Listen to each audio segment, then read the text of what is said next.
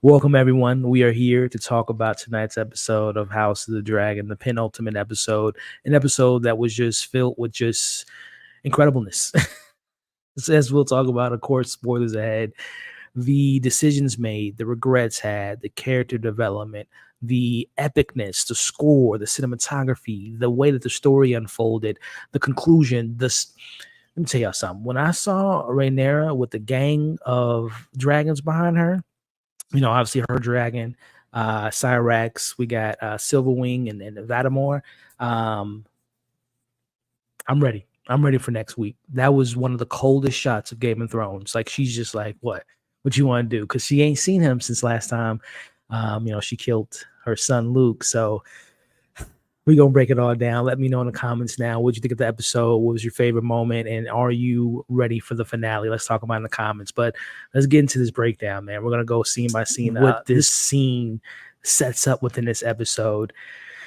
We have Cyrax. We have the sea smoke. Obviously, we know what happened with last week. The sea smoke shows Adam. Beautiful scene. Great moment for the character. And we have this little bit of a showdown. And let me tell you right now, what I loved about this opening scene, what I loved about this moment in general is, a lot of shows, and Game of Thrones has been victim of this, where you have these two characters.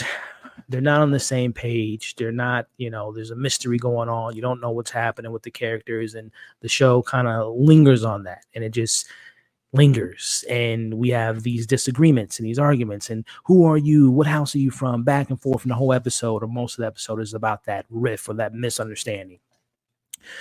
This opening scene told me everything I need to know about this episode. We weren't messing around. And look, I've seen the criticisms that the episodes and the season so far for some people have been slow, hasn't really been up to par for a lot of people, and I understand some of that. I've been enjoying the hell out of the season, minus one or two episodes, whatever the case may be. But this episode, this scene in particularly, just let me know that we were in for something special.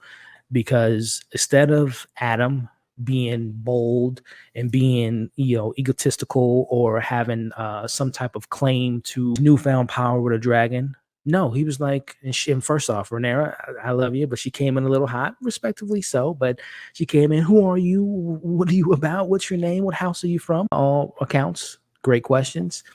But I love how Adam is just like, I am bending the knee. I'm not a high blood. I am here to serve you. That told me everything I need to know about him and about this scene and about this episode. That we were not going to be wasting time with unnecessary dialogue, unnecessary tension, unnecessary back and forth. I love it. Listen, she was someone in this episode that kind of went off on her own. She's looking for clarification. She's looking for some type of path that she can go on, because she is she's lost. She has seen her flaws and what those flaws have done to her children. Obviously with the king and Aegon, and obviously she has no control over Aemon, and her daughter just lost her son, and it's just a lot of mistakes being had on her part. And what I liked about this episode, and we'll go later on in the scenes, but I like that this particular scene with Allison, this journey she goes on, wasn't necessarily in the forefront.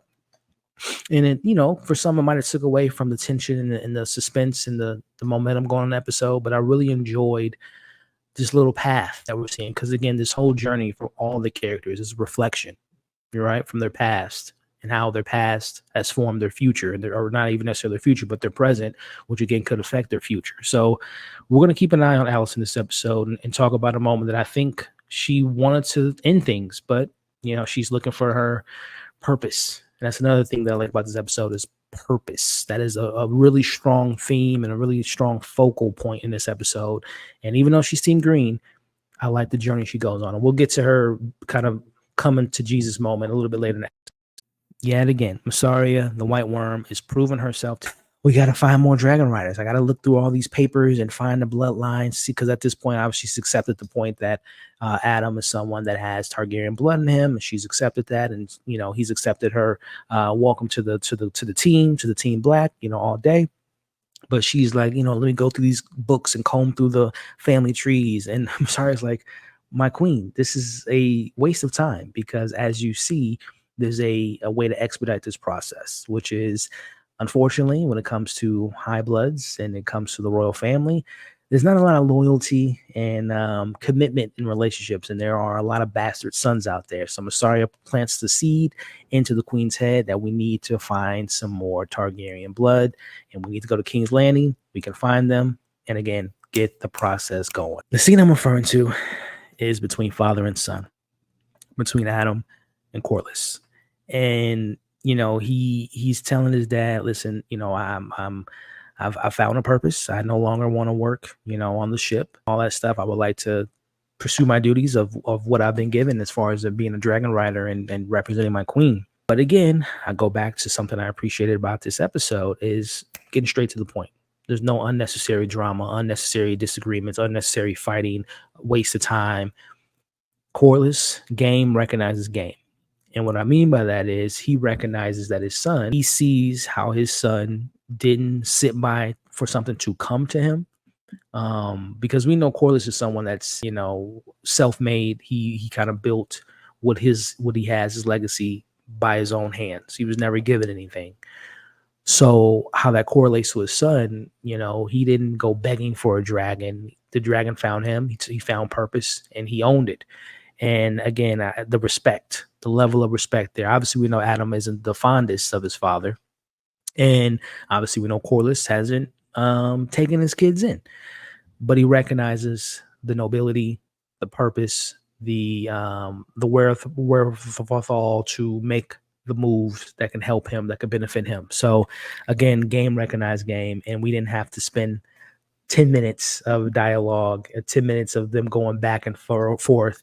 And all the father had to say to his son, well done. Oscar Tully, who's coming at Daemon.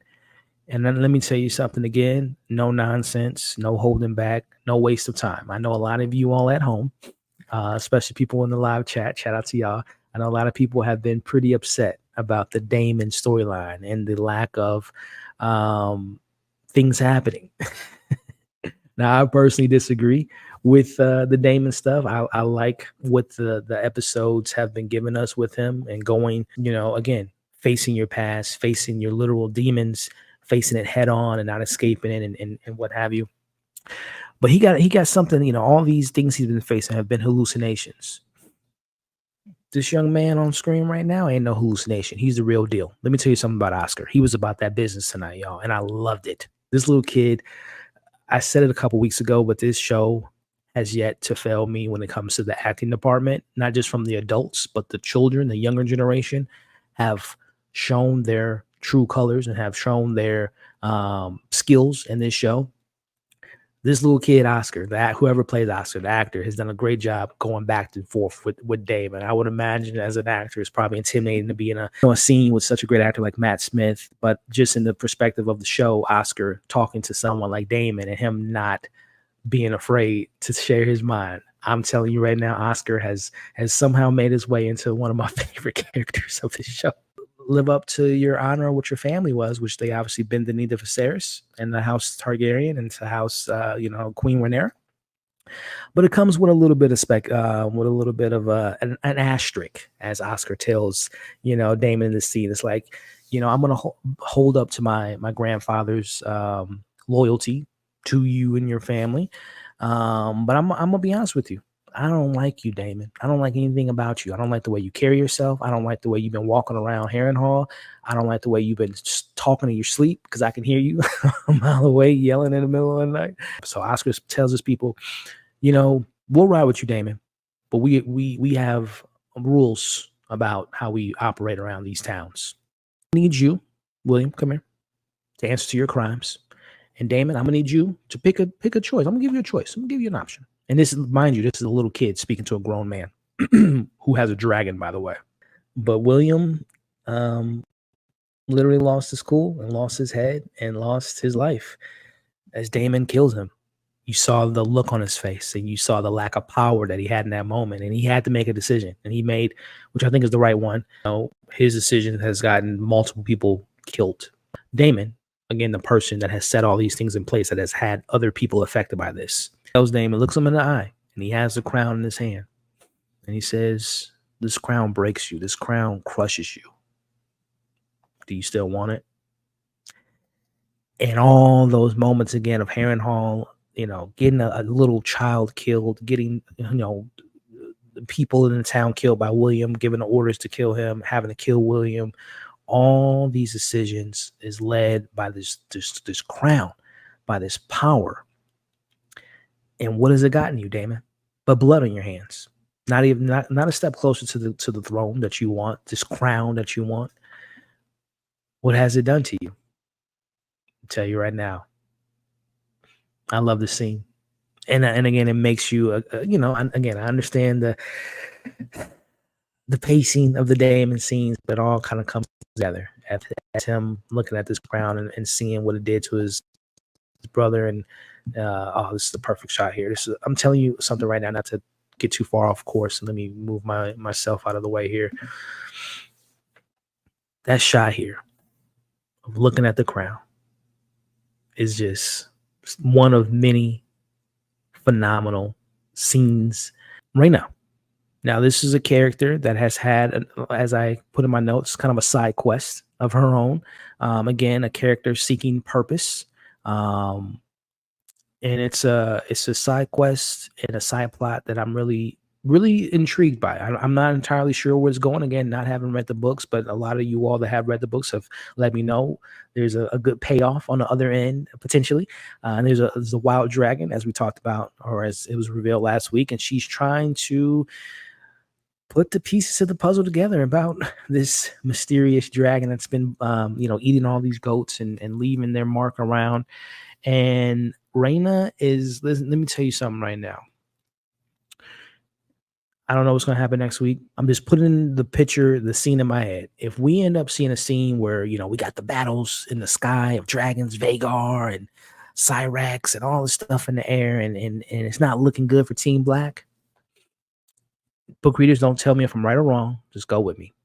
But if we end up seeing Raina finding whatever this mysterious dragon is, and she come through fourth quarter, Kobe Bryant, Black Mamba style, and save the day, or at least, help the team, I'm going to lose my goddamn mind.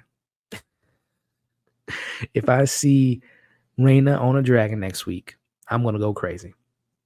Because again, it's yet another kind of a subplot that's been a little bit in the background, hasn't really been that impactful to the main story.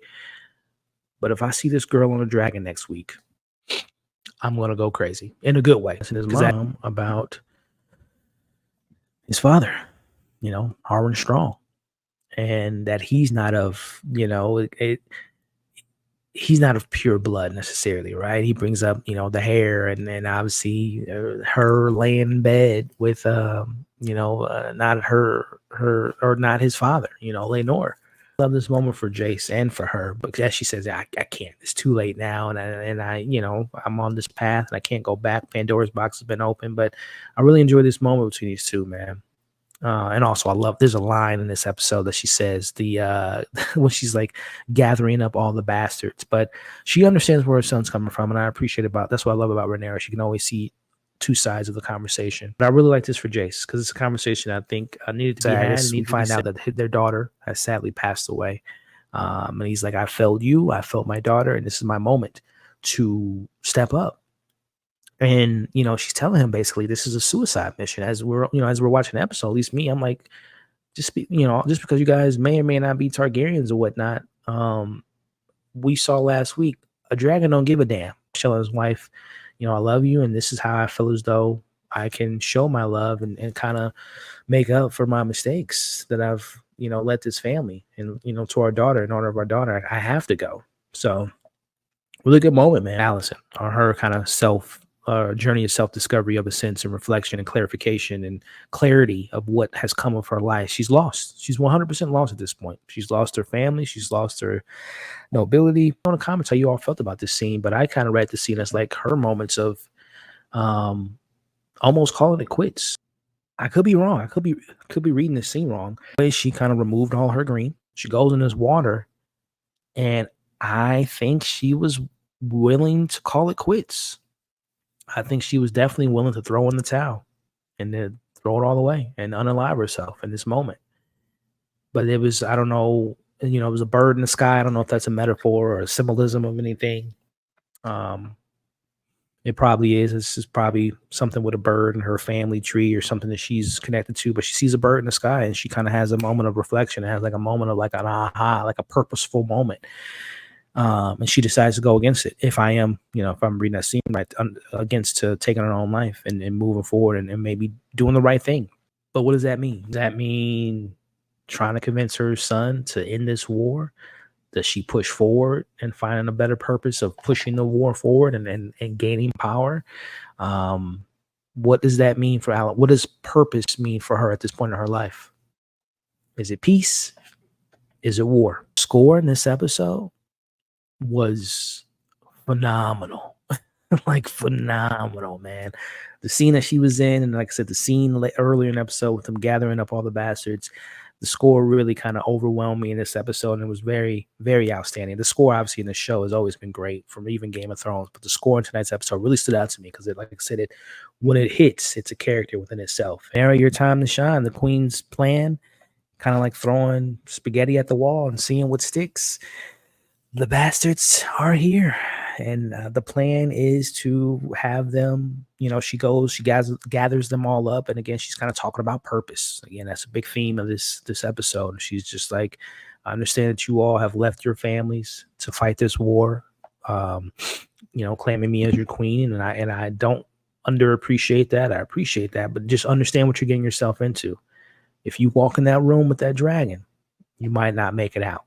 I don't know if my screen is doing enough justice. I mean, you guys saw the episode at this point, so you know what I'm talking about. But the scene here with the dragon behind her, put it in the books. Put it in the books, man, as one of those freeze frame moments. Put it on a t-shirt. This was badass. Look at this. Look at this. Production team, kudos to you. Director, kudos to you. Cinematographer, kudos to you. This is VFX department. Good job. I mean, this is what we've been waiting for, right? It's called House of the Dragon, and we don't really see a lot of dragons, but this episode didn't disappoint. How many dragons have we seen in this episode? We opened the episode with Cyrex and Sea Smoke. We got Vilmathor.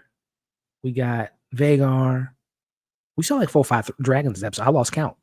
This is the most dragons I think we've ever seen in this show so far. And they didn't disappoint. At this moment, the young lady, I believe, got away. He called off the dragon to focus on him. Hugh, in this moment, to me, all the bent up tension, frustration, remind me of a little bit of Jon Snow. And, when he came face to face with the ice dragon. And, he's kind of ready to go right then and there. Hugh, same thing. He gives out this battle war, cry, this battle war scream, and that was the moment he faced the dragon. He found his purpose. He, the nobility, the dragon senses that. He just stumbles on this dragon, and Silverwing's not as brutal. The dragon finds its rider, like I say, completely opposite way of how the nobility of Hugh screaming right in the face of the dragon. Meanwhile, Off is like taking his hands up. It's over. I like it. I think it's willingness to die maybe is what attracted the dragon potentially. Just the submission of it all, like just accepting the fate of him potentially dying at that moment. That might have got the dragon's attention.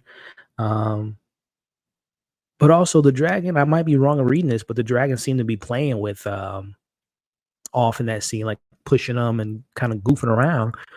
And we kind of, I wouldn't, I would say Off is kind of a goofball, so it might be some correlation there. You can hear in the background is chaos, people screaming, dragon, dragon. And we end this episode with Aemon, who has shown us multiple times that he is someone that is quick to action. He has no hesitation. He sees that there's a dragon out there. But again, there's a look in his, I'm going to say eyes, in his eye, his one eye that he has left, of fear. This is the first time I think he's been afraid in a very, very long time. Is another classic shot of this episode. When Rhaenyra pulled up with Cyrax, her dragons. Where were you the night that happened? Memorable. Goosebumps, nerd bumps. I almost shed a nerd tear. That's how awesome it was. And she's ready for war. She is ready for that smoke. I want to wrap this up.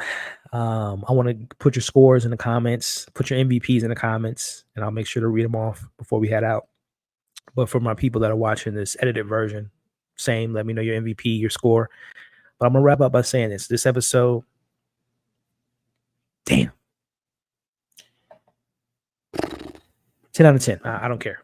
10 out of 10. This is a perfect episode. There's literally no slow moments, dull moments, character questionable moments, boring moments where you're just like, why did they do it? No, I have no notes. I had literal notes. That's how we went over this episode. But no, I have no criticisms about tonight's episode because this was an episode that had payoff. This was an episode that sets up a great finale.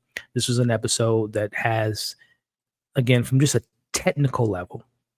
I remember seeing a clip the other day. They premiered this episode at Comic-Con the other day, and the producer and the co-creator was like, this is one of the biggest episodes of Game of Thrones history because of obviously the dragons. That's not an easy feat to bring those visual effects to the screen. He said that this is one of the biggest episodes of Game of Thrones, and it definitely is for so many reasons. But like I said, on a technical level, that's where I was like at a 9.5, but I'm going to give it that 10 because on a technical level, the cinematography, the freaking score was just chilling. The acting was amazing.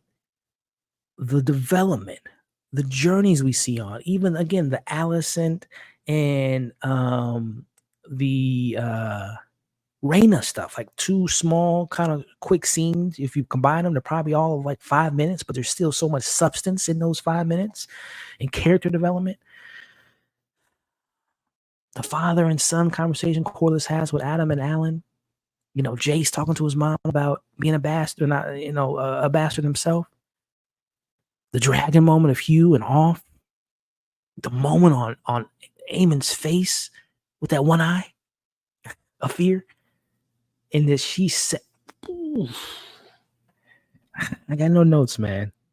I'm not trying to over speak hyperbole, but this was a perfect episode. It's a perfect episode. And what can make it even better is if they stick to landing next week. If they can stick to landing next week. I saw the trailer. It looks good. It looks action-packed. I have no doubt that the action's going to deliver, but I hope that the character stuff that we got in this episode carries on. Feeling it's going to have a good payoff. And we'll find out next week. So 10 out of 10. MVP. I'm going to get an MVP too. I mean, Hugh's up there.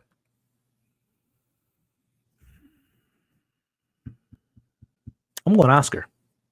Get that young man an Oscar. Oscar's my MVP. So 10 out of 10 for me. Oscar's MVP. Phenomenal episode, and I can't wait to see what next week has.